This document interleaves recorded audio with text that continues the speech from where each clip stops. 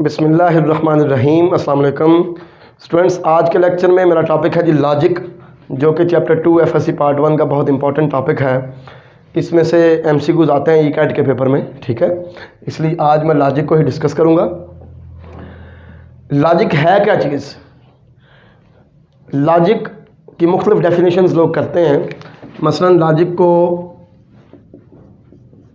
हम science of reasoning भी कहते हैं, ठीक है, रीजनिंग की साइंस। उसके बाद हम कहते हैं जी it is a method of thinking, ये सोचने का अंदाज भी है, सोचने का तरीक़ाकार भी है। या लॉजिक को ये भी कहते हैं it is a tool to draw conclusion on basis of given data, on basis of given data.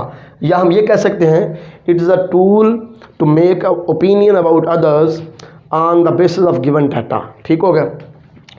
अब लॉजिक जो है वो दो किस्म का है, एक इंडक्टिव लॉजिक, एक डिडक्टिव लॉजिक।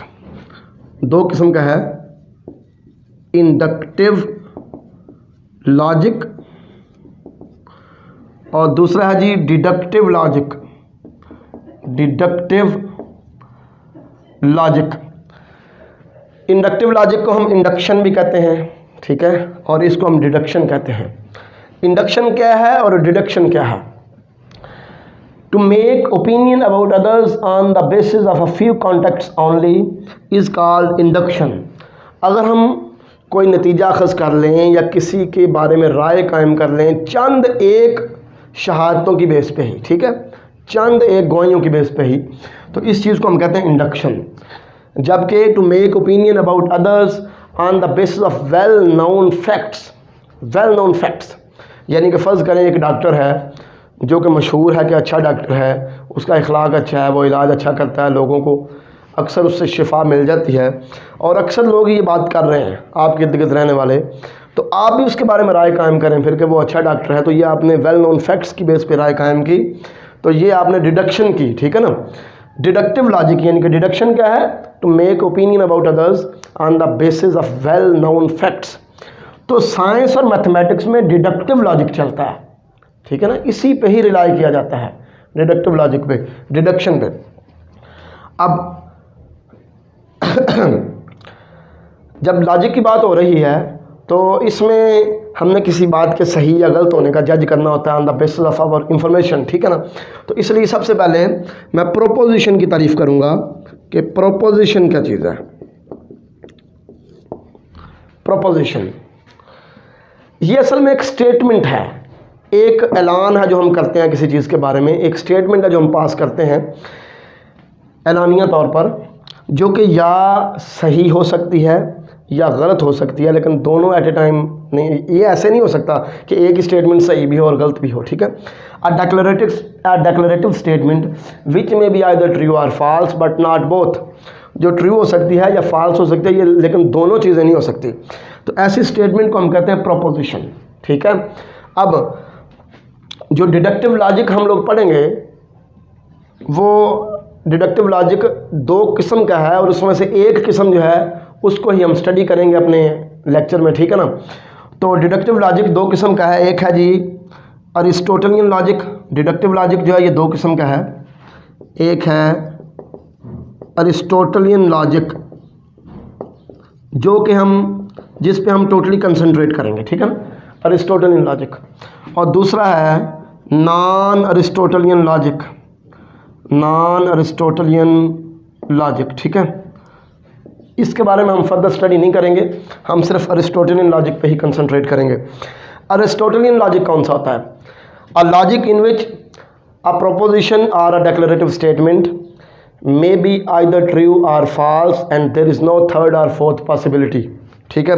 तो ऐसे लॉजिक को हम कहेंगे अरिस्टोटलियन लॉजिक, ठीक होगा। नॉन अरिस्टोटलियन लॉजिक कौन सा है? ऐसा लॉजिक जिसमें किसी स्टेटमेंट के लिए ट्रू या फॉल्स होने के अलावा थर्ड या फोर्थ पॉसिबिलिटी भी हो। स्टैटिक्स के अंदर या दूसरे कुछ फील्ड्स के अंदर जो है ना, हम किसी भी स्टेटमेंट को दो डिसजॉइंट फॉर्म्स में जो है आप कह लेंगे दो डिसजॉइंट कैटेगरीज में डिवाइड नहीं कर सकते कि या ये ट्रू है या ये फॉल्स है, बल्कि स्टैटिक्स में या किसी और कुछ और फील्ड्स में हमारे पास इन दो चीज़ों के अलावा, ट्रू या फॉल्स के अलावा भी पॉसिबिलिटी होती है स्टेटमेंट के लिए, ठीक है। तो ऐसा लॉजिक जिसमें किसी स्टेटमेंट के लिए ट्रू या फॉल्स के अलावा थर्ड या फोर्थ पॉसिबिलिटी भी हो, ये नॉन अरिस्टोटेलियन लॉजिक होता है। पर हमने किस पे कंसंट्रेट करना है? अरिस्टोटेलियन लॉजिक पे। ठीक हो गया?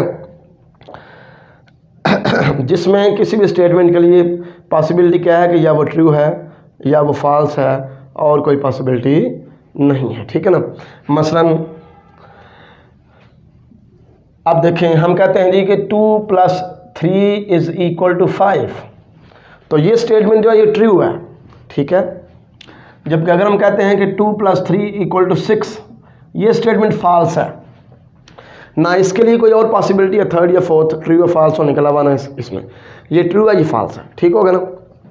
तो ऐसा लॉजिक जिसमें कोई भी स्टेटमेंट या ट्रू होती है या फॉल्स होती है, थर्ड या फोर्थ पॉसिबिलिटी की गुंजाइश ही नहीं है, वो हमारे पास होता है अरिस्टोटेलियन लॉजिक। अब नेक्स्ट हम पढ़ते हैं कि नेगेशन ऑफ अ स्टेटमेंट क्या है। नेगेशन क्या चीज़ है? Negation of a statement. फर्ज करें कि P हमारे पास एक स्टेटमेंट है। ठीक है? Statement, let P is a statement, proposition, then its negation is denoted by this, and we will read it as not P. हम इसको not P पढ़ेंगे। ठीक है? It will be true when P is false and it will be false when P is true. यानी कि ये P की negation है ना असल में। ठीक है ना? तो देखें, अगर negation मतलब नफ़ी, ठीक हो गया? अगर P ट्रू होगा तो negation P false होगी, अगर P false होगा तो negation P ट्रू होगी। ठीक हो गया? ये होगी negation। उसके बाद है जी disjunction of two statements। disjunction of two statements, दो स्टेटमेंट्स का डिसजंक्शन क्या चीज़ है? First, let P and Q are two statements. फर्ज करें P और Q दो स्टेटमेंट्स हैं हमारे पास, then disjunction of P and Q is written as this, और इसको हम पढ़ेंगे PRQ। ठीक है? And this disjunction will be false only when both P and Q are false.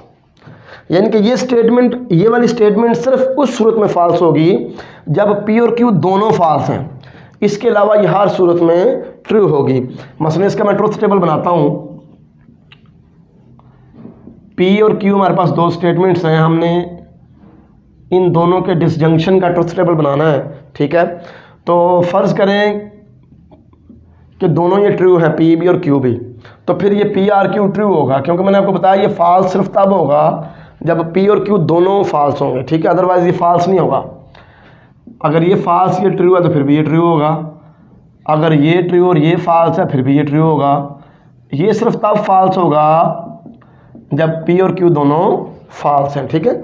उसके बाद ये conjunction, conjunction of two statements, दो स्टेटमेंट्स के कंजंक्शन क्या है? The conjunction of two statements P and Q is written as this, और इसको पढ़ेंगे P and Q, and it will be true only when both P and Q are true. उधर क्या था? It will be false only when both P and Q are false. ये क्या है? It will be true only when both P and Q are true. ठीक हो गया? इसलिए इसका ट्रुथ टेबल कुछ इस तरह होगा कि जब ये दोनों ट्रू होंगे ना, P भी और Q भी, तो फिर ये ट्रू होगा, बाकी सारी पॉसिबिलिटीज़ के लिए ये फॉल्स ही होगा। ट्रू है, फॉल्स है, ये फॉल्स होगा, ये फॉल्स है, ये फॉल्स है, फिर भी ये फॉल्स होगा। ठीक है ना? ये फॉल्स ही होगा। सिर्फ ये उस सूरत में ट्रू होगा जब P और Q दोनों ट्रू हैं। अब हम नेक्स्ट चलते हैं conditional.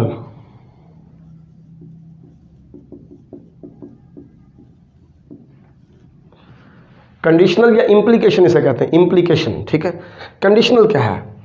Late P and Q are two statements. ठीक हो गया? P and Q are two propositions या स्टेटमेंट्स। ठीक है? Then the statement written as P implies Q, this, इसको पढ़ते हैं if P then Q, if P then Q। ठीक है? इसको P इम्प्लाइज Q भी पढ़ लेते हैं, ठीक हो गया। इस स्टेटमेंट को हम कहते हैं कि ये कंडीशनल है, कंडीशनल। इसमें P को हाइपोथेसिस भी कहते हैं, एंटीसीडेंट भी कहते हैं, ठीक है, प्रीमिसेस भी कहते हैं, जबकि Q को कंक्लूजन कहते हैं, कॉन्सिक्वेंट कहते हैं, कंक्लूजन कॉन्सिक्वेंट ये Q के लिए हो गया, और जो है ना हाइपोथेसिस प्रीमिसेस ये P के लिए हो गया, ठीक होगा ना। यानी कि ये P और Q के डिफरेंट नाम हैं। तो P इम्प्लाइज Q सिर्फ तब फॉल्स होगा जब P ट्रू और Q फॉल्स हो। ये तब फॉल्स होगा जब P ट्रू और Q फॉल्स हो। मैं ट्रूथ टेबल बनाने के बाद वो चीज़ें तो डिसजंक्शन और कंजंक्शन इजी थी, वो मैंने एग्जांपल के जरिए नहीं आपको समझाया, वो आपको वैसे ही पता चल गया कि R P R Q का मतलब है कि P और Q में से एक भी ट्रू होगा तो ट्रू है, ठीक है ना, जबकि P एंड Q के लिए दोनों का ट्रू होना ज़रूरी है। यहाँ पर ज़रा मैं आपको एग्जांपल दे के समझाऊँगा, लेकिन पहले ट्रूथ टेबल बना लें, ठीक होगा जी। ये देखें जी ट्रूथ टेबल इसका, मैंने बात ये की है कि this implication or conditional will be false only when P is true and Q is false, ठीक होगा ना। देख लेते हैं, अगर ये दोनों ट्रू हैं तो फिर ये ट्रू होना चाहिए, ठीक है। अगर P ट्रू है और Q फॉल्स है तो मैंने क्या बताया है कि ये फॉल्स होगा, बाकी भी सारी सूरतों में ये ट्रू ही होगा, क्योंकि मैंने आपको बताया है कि ये फॉल्स सिर्फ तब होगा जब P ट्रू और Q फॉल्स है, ठीक होगा ना। तो ये मैंने इसका ट्रूथ टेबल बनाया, लेकिन इस चीज़ को जस्टिफाई मैं करता हूँ एक एग्जांपल के ज़रिए। सपोज करें कि एक बंदा कहता है जी कि अगर आप मुझे लाहौर लेके जाएंगे ना ऑफिस में, जिस भी ऑफिस में आप जा रहे हैं, आप मुझे लेके जाएंगे तो फिर आपका जो काम है ना वहाँ पे वो हो जाएगा, जिस काम के लिए आप जा रहे हैं, ठीक है। तो P हो गया कि वो बंदा कहता है कि अगर आप मुझे लेके जाएंगे तो, ठीक है ना, तो आपका काम हो जाएगा, ये हो गया Q। If P then Q, अगर आप मुझे लेके जाएंगे देन आपका काम हो जाएगा Q, ठीक होगा ना। अब फर्ज करें कि वो जो है ना उसको लेके चले जाते हैं और उनका काम भी हो जाता है, यानी कि P भी ट्रू और Q भी ट्रू, तो फिर ऑटोमेटिकली उसकी बात सच हो गई, स्टेटमेंट उसकी सच हो गई। इफ़ P देन Q, ठीक होगा ना, ये ट्रू होगा मामला। अगर आप उसे नहीं लेके जाते और आपका काम हो जाता है, फिर भी आप उसको गलत नहीं कह सकते, क्योंकि उसको आप लेके गए नहीं, ठीक है ना, इसलिए आप उसकी बात को गलत कैसे कह सकते हैं। लिहाजा ये इसकी स्टेटमेंट फिर भी ट्रू मानी जाएगी, ठीक हो गया। अब सपोज करें कि आप उसे ले जाते हैं लेकिन फिर भी आपका मसला हल नहीं होता, काम नहीं होता, फिर आप इस स्टेटमेंट को फॉल्स कहेंगे भाई कि तुमने कहा था कि if you take me with you, तो मैं आपका काम करने में आपकी मदद करूंगा, आपका काम कन्फर्म हो जाएगा, ठीक है ना, आपका काम कन्फर्म हो जाएगा। तो आप साथ गए हैं लेकिन काम नहीं हुआ, इसलिए if P then Q statement जो है ये गलत हो गई। जबकि आप उसको लेके भी नहीं जाते और आपका काम भी नहीं होता, P भी फॉल्स Q भी फॉल्स, तो P implies Q automatically true हो जाएगा, क्योंकि आप उसको लेके नहीं गए और उसका काम हो, आपका काम भी नहीं हुआ, तो फिर उसकी बात तो सच्ची साबित होगी। वो कहता है मुझे लेके जाएंगे तो आपका काम होगा, ठीक है ना। तो लिहाजा ये चीज़ जो मैंने यहाँ पे आपको बताई थी कि P इम्प्लाइज Q, यानी कि जो कंडीशनल है ये सिर्फ तब ट्रू होगा, तब फॉल्स होगा जब P ट्रू और Q फॉल्स हो, P ट्रू और Q फॉल्स हो, ये फिर फॉल्स होगा, अदरवाइज ये ट्रू होगा, ठीक होगा। अब हम नेक्स्ट चलते हैं जी बाई कंडीशनल की तरफ। Conditionals related with the conditional,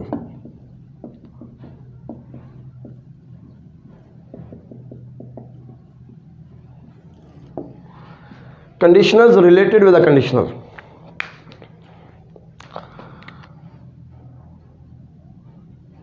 फर्ज करें कि P इम्प्लाइज Q हमारे पास एक कंडीशनल है, ठीक हो गया। तो इससे रिलेटेड तीन कंडीशनल होते हैं, एक होता है इसका कन्वर्स, एक होता है इन्वर्स और एक होता है contrapositive. Contrapositive, converse, inverse and contrapositive, ठीक हो गया।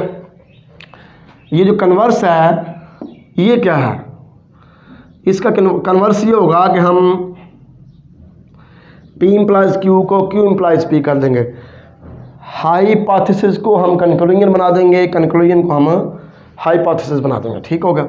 इन्वर्स कैसे लेना है, P की नेगेशन लेके नेगेशन P कर देना है और Q की नेगेशन लेके भी नेगेशन Q कर देना है, ये हो जाएगा इन्वर्स।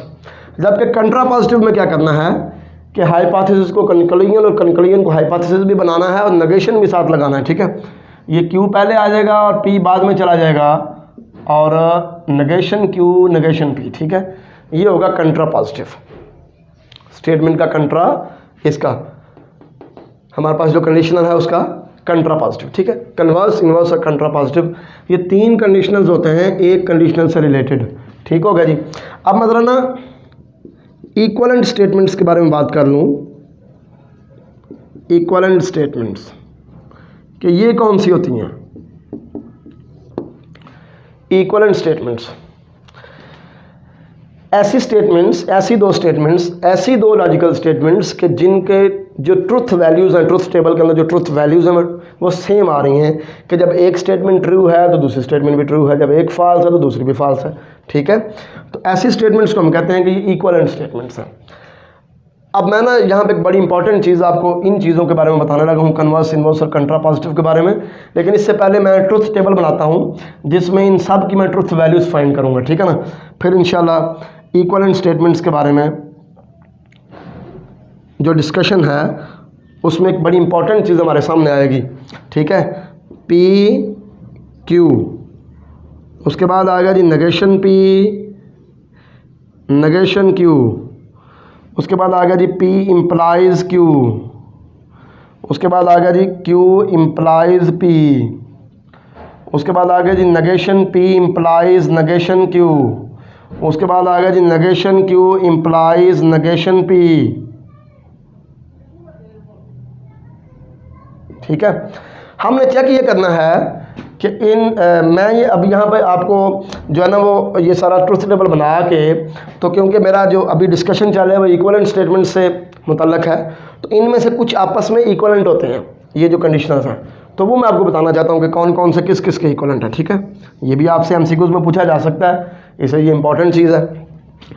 4 पॉसिबिलिटीज़ हमारे पास होती हैं कि P और Q दोनों ट्रू हैं, या P फॉल्स और Q ट्रू है, या P ट्रू और Q फॉल्स है, या ये दोनों फॉल्स हैं।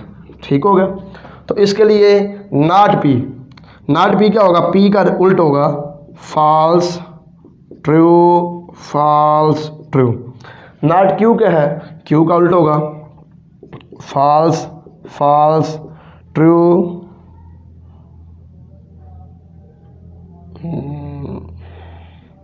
और ये ट्रू। ठीक हो गया। अब P इम्प्लाइज Q क्या है, P implies Q, P implies Q, true implies true, ये ट्रू होगा। ये सिर्फ फॉल्स पता कहाँ पे होगा, यहाँ पे, जब पहला ट्रू और दूसरा फॉल्स हो फिर ये फॉल्स होगा। अभी मैंने इम्प्लीकेशन थोड़ी देर पहले आपको बताया। ठीक है, पहला ट्रू और दूसरा फॉल्स होगा फिर ये फॉल्स होगा, बाकी हर सूरत में ये ट्रू होगा। ठीक है, अब Q इम्प्लाइज P, अब ये पहला ये दूसरा है, पहला ट्रू और दूसरा फॉल्स हो फिर ये फॉल्स होगा, यहाँ पे ये फॉल्स है, बाकी सारा ये ट्रू होगा। अब negation P implies negation Q, ये नेगेशन P ये इम्प्लाइज नेगेशन Q। अब यहाँ पे ये पहला है ये दूसरा है, तो पहला ट्रू और दूसरा फॉल्स हो फिर ये हमारा जो है ना फॉल्स होगा बस, बाकी हर सूरत में ट्रू होगा। अब negation Q implies negation P, यानी कि ये उल्टा होगा, negation Q implies negation P। तो ये भी सॉरी ये चीज़ तो एक्स्ट्रा आ गई हमारे पास।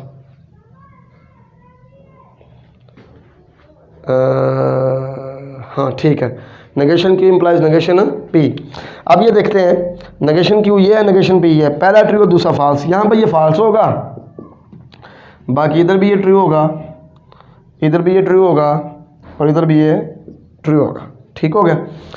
अब देखते हैं कि मैंने बताया था कि स्टेटमेंट्स इक्विवेलेंट तब होती हैं when they have same truth values. ठीक हो गया, तो देखते हैं कि किन किन स्टेटमेंट्स की ट्रुथ वैल्यूज सेम हैं। तो इसकी और इसकी ट्रुथ वैल्यू सेम है, ठीक है, ये देखें जब ये ट्रू है ये भी ट्रू है, जब ये फॉल्स है ये भी फॉल्स है। तो यहाँ से फिर हमने एक रिजल्ट निकाला कि a conditional and its contrapositive are equivalent, a conditional and its contrapositive are equivalent because they have same truth values, and converse and inverse of a conditional are also equivalent। ये देखें इन दोनों की truth values भी same है, converse की और inverse की truth value same है, लिहाजा किसी भी कंडीशनल का ट्रुथ और इन्वर्स जो है ये भी आपस में कन्वर्स और इन्वर्स ये भी आपस में क्या होते हैं, इक्वलेंट होते हैं। ठीक हो गया जी। अब नेक्स्ट हम चलते हैं बाई कंडीशनल की तरफ। बाई कंडीशनल,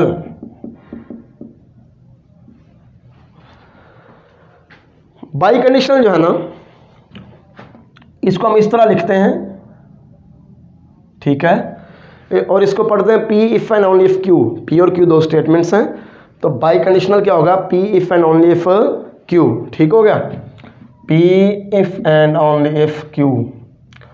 और ये जो बाई कंडीशनल है ना ये तब ट्रू होगा जब पी और क्यू दोनों की ट्रुथ वैल्यूज सेम होंगी, ट्रुथ वैल्यूज सेम होंगी। जब ये दोनों ट्रू होंगे या ये दोनों फॉल्स होंगे तो फिर ये ट्रू होगा। ठीक है, ये असल में है क्या, this is equivalent to this statement, P implies Q and Q implies P। ठीक है, ये असल में इस स्टेटमेंट के इक्वलेंट है, ये इन दोनों का कंजंक्शन है, ये जो बाई कंडीशनल है इन दो इम्प्लीकेशंस का ये कंजंक्शन है। अब कंजंक्शन जो है तब ट्रू होता है जब दोनों ट्रू हो, ये भी ट्रू हो और ये भी ट्रू हो। अब ये दोनों ट्रू एट ए टाइम सिर्फ इस सूरत में हो सकते हैं जब P और Q की ट्रुथ वैल्यू सेम हो। ये देखें ना, अगर P और Q दोनों फॉल्स हैं तो ये फॉल्स इंप्लाइज फॉल्स भी ट्रू होगा, ये फॉल्स इंप्लाइज फॉल्स भी ट्रू होगा, दोनों का कंजंक्शन भी ट्रू होगा। अगर ये दोनों ट्रू हैं तो फिर भी ये ट्रू होगा, ये भी ट्रू होगा, दोनों का कंजंक्शन ट्रू है।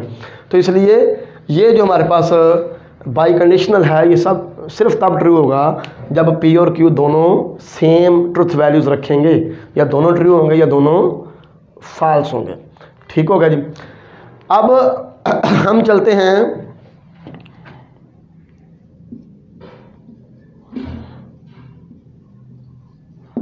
टोटोलॉजी कि ये कैसी स्टेटमेंट होती है। This is a statement which is true for all the values of the variable involved, यानी कि ये ऐसी स्टेटमेंट है जो हमेशा ट्रू होती है, जो हमेशा क्या होती है, ट्रू होती है, कभी भी फॉल्स नहीं होती। मसलन मैं आपको एक एग्जांपल देता हूँ, मैं कहता हूँ जी कि P or negation P, P or negation P. अब ये जो स्टेटमेंट है ये हमेशा ट्रू होगी, ये कभी भी फॉल्स नहीं होगी, क्योंकि जब P ट्रू होगा तो ये फॉल्स हो जाएगा, लेकिन दोनों का जो डिसजंक्शन है हमेशा ट्रू होगा। क्योंकि देखें डिसजंक्शन सिर्फ तब फॉल्स होता है जब दोनों फॉल्स हों, ये इन दोनों ने एट ए टाइम फॉल्स होना ही नहीं। जब इसने ट्रू होना है इसने फॉल्स हो जाना है, जब इसने फॉल्स होना है इसने ट्रू हो जाना है। तो लिहाजा ये टोटोलॉजी की एक बेहतरीन एग्जांपल है। ठीक हो गया जी। तो टोटोलॉजी क्या है, statement which is always true for बल्कि आप ऐसे कह लें अ statement which is true for all the values of the variable involved. ठीक है, यानी कि इसकी वैल्यू हमेशा ट्रू ही होती है टोटोलॉजी की। तो ये उसकी एग्जांपल है। ठीक है, उसके बाद है जी अब्सर्डिटी। अब्सर्डिटी क्या है, ये एक ऐसी स्टेटमेंट है जो हमेशा फॉल्स ही रहनी है।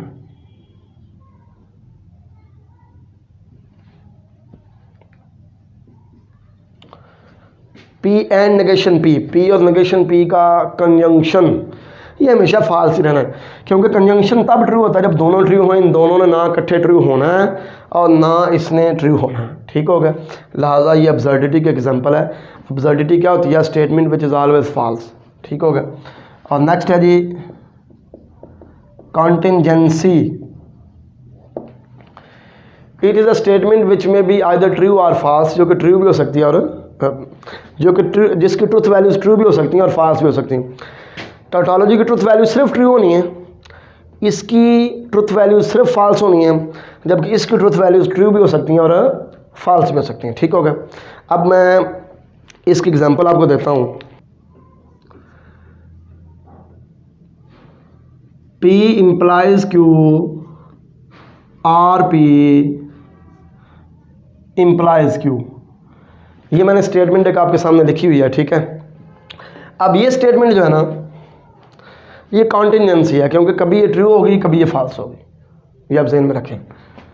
फ़र्ज़ करें कि जो है ना हमारे पास P ट्रू है और Q फॉल्स है, ठीक है, तो फिर ये P इम्प्लाइज Q जो है ये फॉल्स होगा, ठीक होगा, ये हो गया फॉल्स। अब P मैंने लिया हुआ ट्रू, ठीक है, इन दोनों का R लेंगे तो ये भी ट्रू हो जाएगा, ठीक है। फिर Q हमने लिया हुआ फॉल्स, तो ट्रू इम्प्लाइज फॉल्स, ये हमारे पास क्या आ जाएगा, ये फॉल्स आ जाएगा, ठीक हो गया। यानी कि जब P ट्रू और Q फॉल्स है तो ये स्टेटमेंट हमारे पास फॉल्स आ रही है, ठीक है, ये सारी स्टेटमेंट जो है। अब मैं ऐसे करता हूँ कि P और Q की ट्रुथ वैल्यूज़ चेंज करता हूँ। मैं कहता हूँ जी फ़र्ज़ करें P भी ट्रू है और Q भी ट्रू है, ठीक हो गया ना। तो P इम्प्लाइज Q ट्रू हो गया, ट्रू R ट्रू, ये भी ट्रू हो गया, ठीक है, जबकि Q ऑलरेडी ट्रू है तो ट्रू इम्प्लाइज ट्रू, ये भी क्या हो गया, ट्रू। तो देखें अब इसकी वैल्यू ट्रू आ गई है, ठीक है। इस स्टेटमेंट की कभी वैल्यू फॉल्स आ रही है, कभी ट्रू आ रही है, तो ये ऐसी स्टेटमेंट जिसकी ट्रूथ वैल्यूज ट्रू भी हो सकती हैं, फॉल्स भी हो सकती हैं, उसको हम कहते हैं कॉन्टिजेंसी, ठीक हो गया ना। नेक्स्ट अब हम चलते हैं क्वांटिफायर्स की तरफ। क्वांटिफायर्स क्या हैं? ये ऐसे सिंबल हैं जो हमें तादाद या मिकदार का आइडिया देते हैं, ठीक है।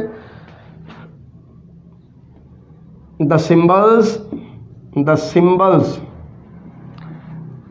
विच convey the idea of number और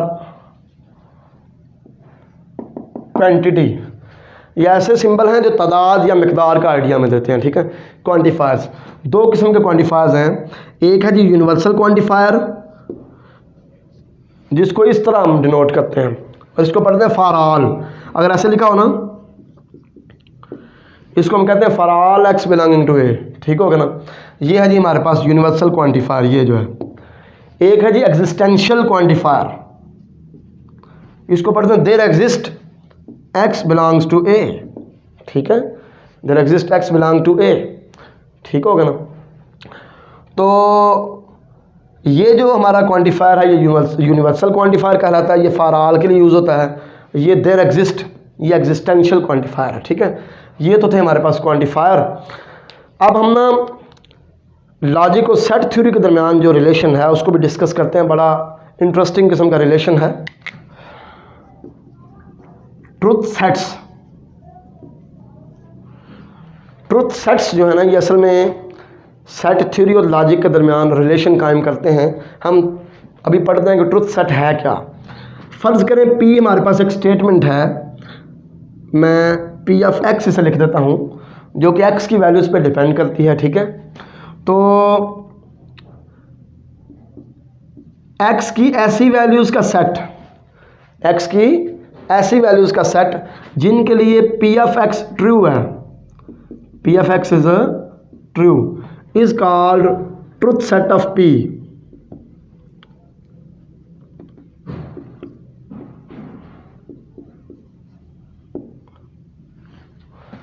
ये मैंने कैपिटल लिखा है, ठीक है।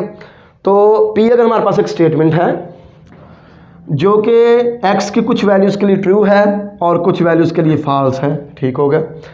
तो X की ऐसी वैल्यूज़ का सेट जिनके लिए P ऑफ X ट्रू है, जिनके ऊपर P ऑफ X ट्रू है, उस सेट को हम कहेंगे कि ये truth set of P of X है, ठीक है। और इसको हम कैपिटल लेटर से डिनोट करेंगे, क्योंकि सेट को हम कैपिटल लेटर से डिनोट करते हैं। मैं दोबारा रिपीट कर रहा हूँ, P ऑफ X हमारे पास एक स्टेटमेंट है, X की उन तमाम वैल्यूज़ का सेट कि जिनके लिए P ऑफ X ट्रू है, उस सेट को हम कहते हैं कि ये हमारे पास ट्रुथ सेट ऑफ P है, ठीक हो गया। अब हमारे पास अगर है जी P R Q, दो स्टेटमेंट्स का डिसजंक्शन, तो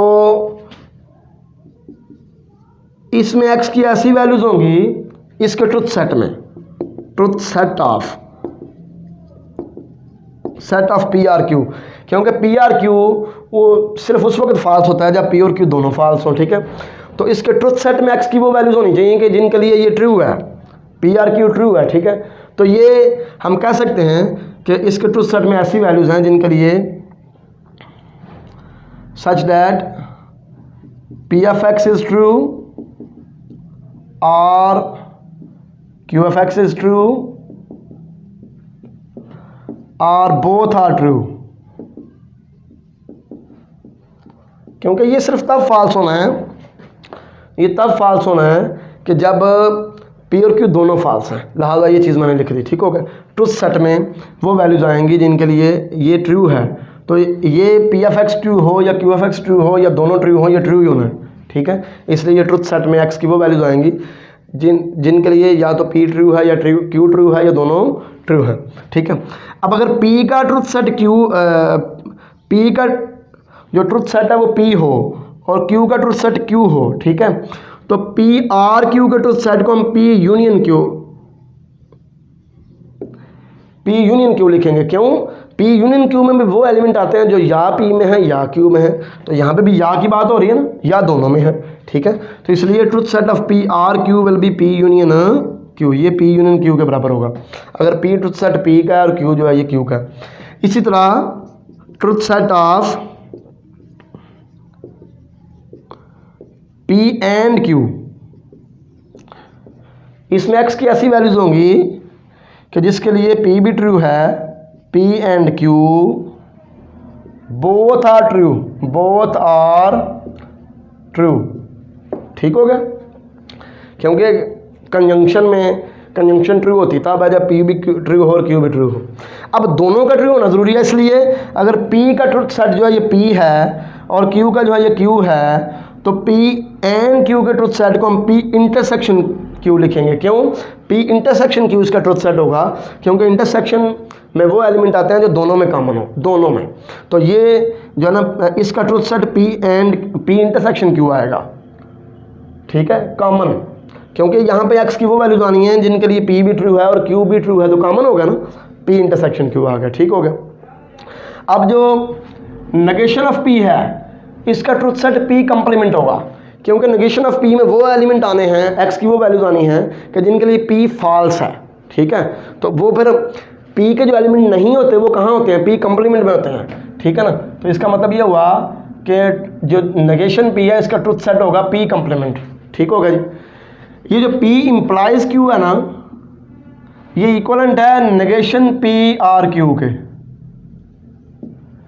नेगेशन पी आर क्यू के। क्योंकि देखें जब ये ट्रू होगा ये भी ट्रू होगा, अगर ये दोनों ट्रू हैं तो ये भी ट्रू होगा, क्योंकि देखें अगर ये ट्रू है ये ट्रू है तो ये तो हो गया ट्रू, ये फॉल्स आर ट्रू, ये भी हो गया ट्रू, ठीक है। हाँ, अगर ये ट्रू और ये फॉल्स है फिर ये होगा फॉल्स। अगर ये ट्रू है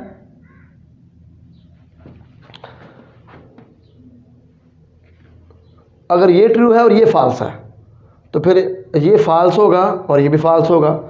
तो ये ट्रू और ये फॉल्स हो तो ये फॉल्स होता है, तो इसके ट्रू होने की वजह से ये फॉल्स हो गया और ये ऑलरेडी फॉल्स है, तो इन दोनों का आर भी फॉल्स हो गया। ये देखें इनकी वैल्यू सेम ही आ रही है, ठीक है। अब ये दोनों फॉल्स हैं तो फिर भी ये ट्रू होगा, ये दोनों फॉल्स हैं तो ये हो गया ट्रू और ये हो गया फॉल्स, तो ये ट्रू फिर हो गया। जब ये ट्रू है ये ट्रू आ रहा है, जब ये फॉल्स है ये फॉल्स आ रहा है, लिहाजा ये दोनों स्टेटमेंट्स जो हैं ये इक्वलेंट हैं, ठीक है। अगर ये इक्वलेंट हैं तो फिर इसका ट्रुथ सेट वही होगा जो इसका ट्रुथ सेट है। तो पी कंप्लीमेंट का ट्रुथ सेट हो गया जी, सॉरी नॉट पी का जो ट्रुथ सेट है वो हो गया पी का कंप्लीमेंट, ठीक है, आर क्यू यानी कि यूनियन क्यू, ये हो गया truth set P implies Q का। अब जो बाई कंडीशनल है हमारे पास, बाई कंडीशनल, इसका ट्रुथ सेट क्या होगा? ये तब ट्रू होता है जब ये दोनों स्टेटमेंट्स जो हैं पी और क्यू इनकी ट्रुथ वैल्यू सेम है। जब पी ट्रू है क्यू भी ट्रू होना चाहिए, पी फॉल्स है क्यू भी फॉल्स होना चाहिए, फिर ये ट्रू होता है। तो लिहाजा हम कहेंगे कि इसका ट्रुथ सेट है जी P equal to Q.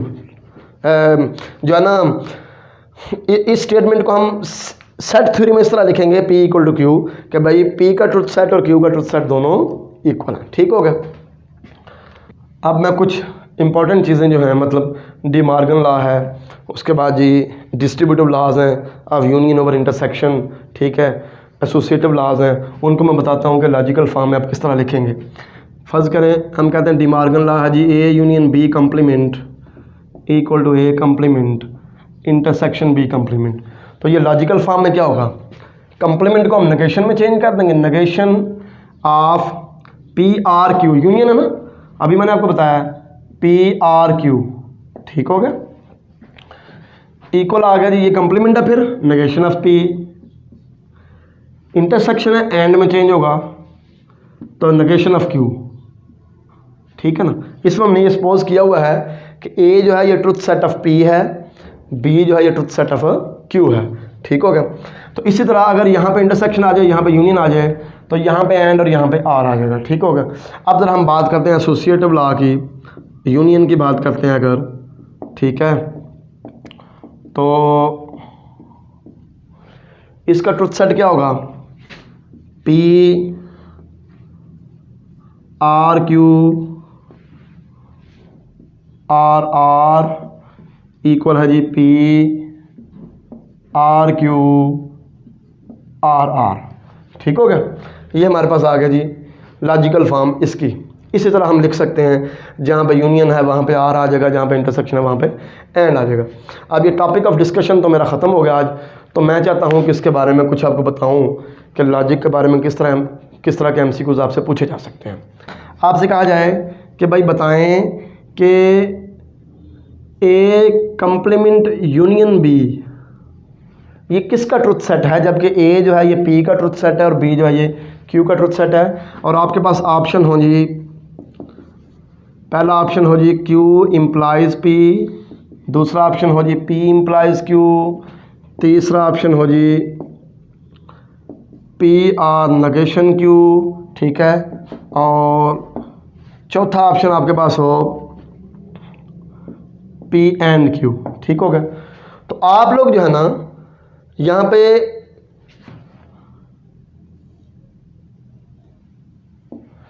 P implies Q को टिक करेंगे, क्योंकि मैंने थोड़ी देर पहले एक्सप्लेन किया है कि पी इम्प्लाइज क्यू और नेगेशन पी आर क्यू ये दोनों इक्विवेलेंट स्टेटमेंट्स हैं, दोनों इक्विवेलेंट स्टेटमेंट्स हैं। जो इसकी ट्रुथ वैल्यूज आती हैं वही इसकी आती हैं, तो लिहाजा जो इसका ट्रुथ सेट होगा वही इसका होगा।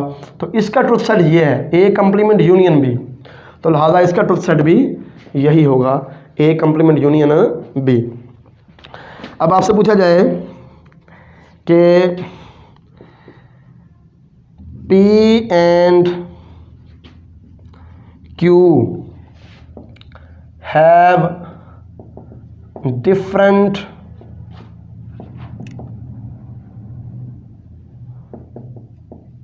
truth values, what do you say about P if and only if Q, कि P और Q जो है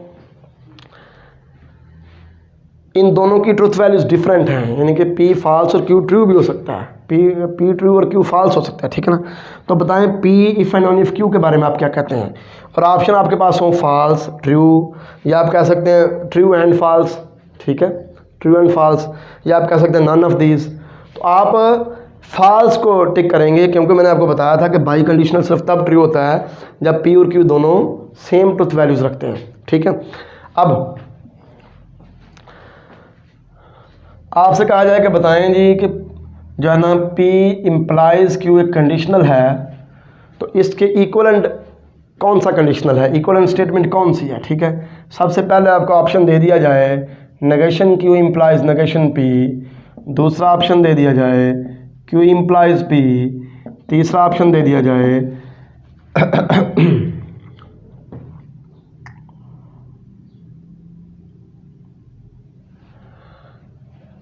negation Q implies negation P, और negation P implies negation Q, चौथा ऑप्शन दे दिया जाए none of these, none of these. तो आप कौन सा ऑप्शन टिक करेंगे, पूछा आपसे ये गया है कि इस कंडीशनल के इक्वलेंट कौन सी स्टेटमेंट है, ठीक है। तो ये पहले वाला ही इसका आंसर होगा, क्योंकि मैंने थोड़ी देर पहले ही जब मैं conditionals related to a given conditional discuss कर रहा था, तो उधर मैंने आपको ये बताया था कि भाई जो गिवन कंडीशनल है ना उसका कंट्रा पॉजिटिव उसके इक्वलेंट होता है, कंट्रा पॉजिटिव उसके इक्वलेंट होता है। तो P इम्प्लाइज Q का कंट्रा पॉजिटिव कौन सा है? Negation Q implies negation P, तो लिहाजा इसकी इक्वलेंट स्टेटमेंट ये है। ठीक हो गया। अब आपको जो है ना एक स्टेटमेंट दे दी जाए P implies Q R P, और आपसे ऑप्शन दे दिए जाएँ कि ये अब्सर्डिटी है, कॉन्टीजेंसी है, टोटोलॉजी है, ठीक है, तो आप नन ऑफ दीज, तो आप कौन सा ऑप्शन टिक करेंगे? ये तो आपको सोचना पड़ेगा। ठीक है, अब ये आर है, दोनों का डिसजंक्शन है, इन दोनों में से कोई भी एक ट्रू हो गया तो ये ट्रू ही होना है। ये फॉल्स सिर्फ तब होना है जब पहला ट्रू और दूसरा फॉल्स हो, लेकिन जब पहला ट्रू होना है तो इसने ट्रू हो जाना है, क्योंकि ये पी है, ये ट्रू तो ये ट्रू। ठीक है, तो इन दोनों का आर, जब ये तो फॉल्स हो गया ना, पहला ट्रू दूसरा फॉल्स है, ये फॉल्स हो गया, लेकिन ये ट्रू है क्योंकि पी हमने ट्रू लिया है, तो इन दोनों का डिसजंक्शन, फॉल्स और ट्रू का डिसजंक्शन क्या हो गया? ट्रू। तो ये जब ये फॉल्स है उस सूरत में भी ये ट्रू आ रहा है। इसके अलावा पहला ट्रू और दूसरा फॉल्स होने के अलावा तो ये फॉल्स होना ही नहीं, बाकी सब सूरतों में ये ट्रू होना है, इसलिए ये जो कुछ मर्जी हो ये ट्रू ही रहना, सारी स्टेटमेंट ट्रू रहनी है। सिर्फ एक सूरत में ये फॉल्स था जब पहला ट्रू और दूसरा फॉल्स हो, फिर ये फॉल्स था, लेकिन उस सूरत में भी ये ट्रू है, तो इन दोनों का डिसजंक्शन ये फिर ट्रू आ गया, क्योंकि डिसजंक्शन में एक भी ट्रू हो तो ट्रू होता है, लिहाजा इस स्टेटमेंट में हमेशा ट्रू रहना है। तो ये स्टेटमेंट जो है ये टोटोलॉजी है। ठीक हो गया। तो इस तरह के एमसीक्यूज आपसे पूछे जा सकते हैं। मुझे उम्मीद है आपको डिस्कशन सारी समझ आ चुकी होगी। नेक्स्ट लेक्चर में नए टॉपिक के साथ मैं हाजिर हूँगा। अल्लाह हाफिज़, अस्सलाम वालेकुम।